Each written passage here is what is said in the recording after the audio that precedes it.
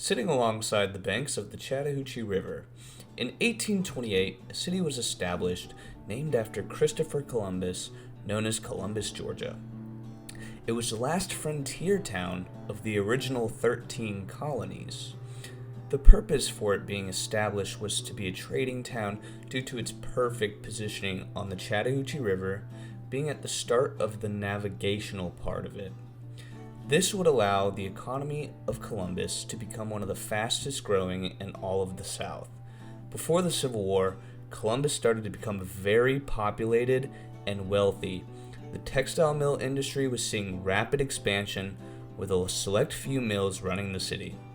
Two successful mills within the city were Eagle Mill, which was established in 1851 by William H. Young, and City Mills, the oldest mill in the city, being established in 1828, so it was the first mill. It also introduced the first dam in 1932, but Eagle Mill was the biggest mill in Columbus by far, and it was rapidly expanding. William Young came here from New York. He was a northerner, and he came to the area that would eventually become Columbus in 1827 to get an idea, to kind of scope it out. And he returned 24 years later to establish his mill.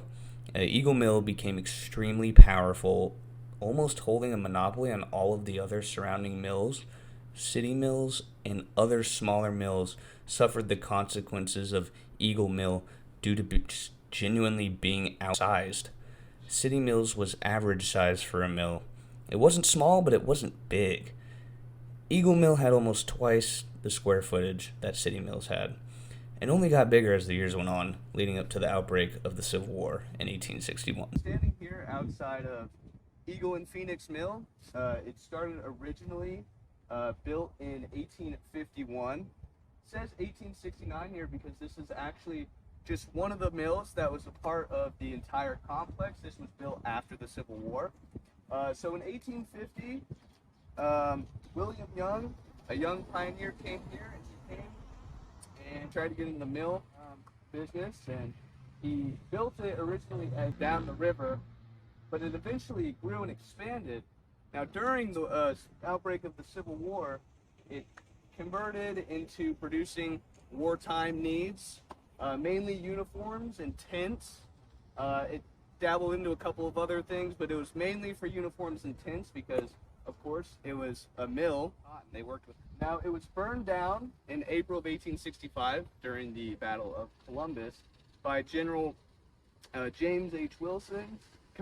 Wilson was sent here, and he burned all of this down, but it was rebuilt in 1866, added the phoenix onto it to symbolize a rebirth, and then it continued in 1870. It was the biggest mill in the entire South, and then Columbus in the 1880s actually led all of the South in mill textile production.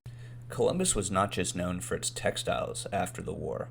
The manufacturing industry started to grow and expand, helped in part by the expertise gained from the Civil War. The Columbus Iron Works created basic cast iron items as well as steam engines and steamboats, which helped bring commerce in and out of the city, because remember, it was at the most navigational part of the Chattahoochee River. The Swift Manufacturing Company came in 1882 and changed the game through the production of denim products.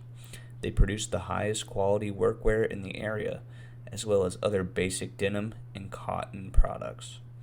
Iron continued to be a staple in the manufacturing industry, with Golden's Foundry being the leading iron fabrication plant in the Chattahoochee Valley during the 1880s.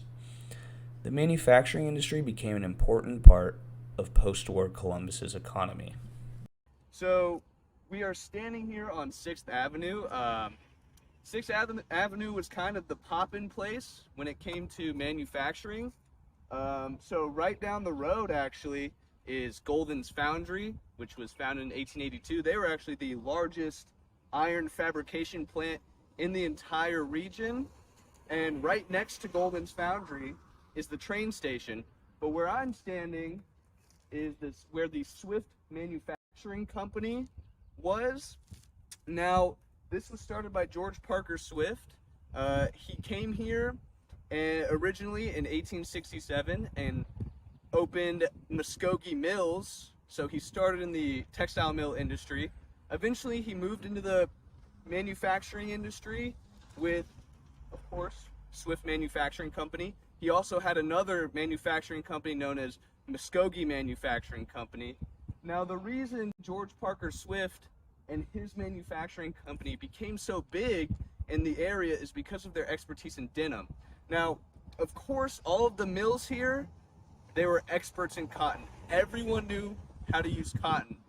But when Swift came in and started producing denim, he started producing higher quality work clothes, just higher quality products than what was being produced by the cotton mills. So his company took over. Now, that was kind of his thing. He didn't really get into any other things. Of course, he worked with some cotton, so he made some cotton towels, but his main thing was denim. That is what George Parker Swift and his companies were known for. The last industry that we are going to cover is the consumer goods industry, which saw exponential growth after the Civil War. First of all, the Columbus Iron Works were a manufacturing plant, and they produced the first patented ice machine. What goes great with ice? Soda. That's where chemist and Confederate veteran John Pemberton come in. He produced medicines, perfumes, paint, and a sparkling cocoa wine that would later become the basis for Coca-Cola. Coke was not the only soda with origins in Columbus, with Royal Crown Cola and Newhall Cola being founded by the Coal-Hatcher Hampton Company, the biggest wholesale grocer in the region during the late 1800s. But when you talk about consumer goods in Columbus, you talk about the W.C. Bradley Company. It was established in 1885 by William Clark Bradley and was the first consumer goods company to deal in a diverse range of consumer goods instead of just focusing on one. Okay, so Columbus was not just known for its mills and its manufacturing. It was also a large producer of consumer goods. And of course we know this was kind of the soda capital of the world. Coca-Cola was started here by John S. Pemberton, as well as R.C. Cola and Newhall Cola. But in 1885, probably the most game-changing consumer good company came into the market here in Columbus, and that was the W.C. Bradley Company.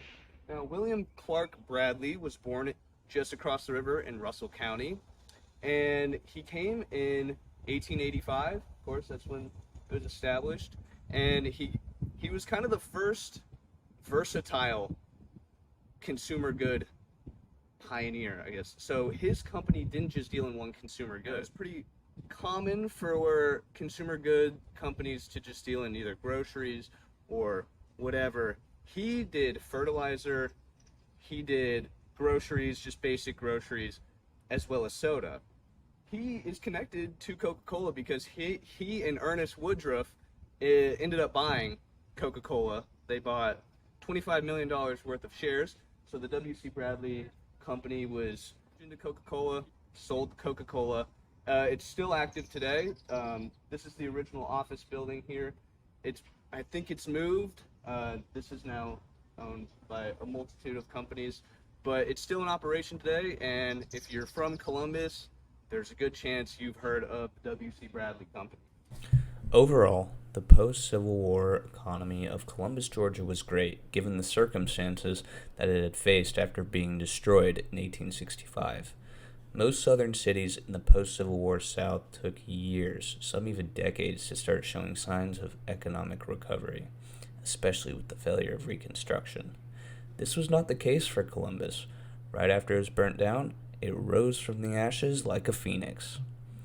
Later into the 1880s and 1890s, though, Columbus lost a bit of its economic prowess due to factors such as the growth of Augusta's industries, as well as the monopoly that Eagle and Phoenix Mill continued to hold over the other mills, just like before the Civil War. Columbus still continued to have a respectable economy throughout the 20th century and still does into today.